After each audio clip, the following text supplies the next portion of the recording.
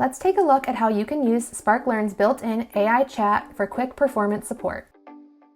From any page, you can open AI chat from the button in the top corner. You can also open it from the banner on your dashboard. If your organization has provided sample starter prompts, you'll see them right away. Just tap one to begin. Or type your own question to start chatting. After you ask a question, SparkLearn's AI will search your organization's library, find the most relevant content, and summarize it into a clear answer. With each response, you'll also see links to the relevant articles and documents it used to create the answer for you. Tap a link to open the source and explore further. Because SparkLearn only uses your company's verified content, you know the answers come from trusted sources, and you can always tap through to confirm the details. You can keep the conversation going, refining your question until the AI pinpoints exactly what you need. This back and forth is how you get precise, actionable answers fast.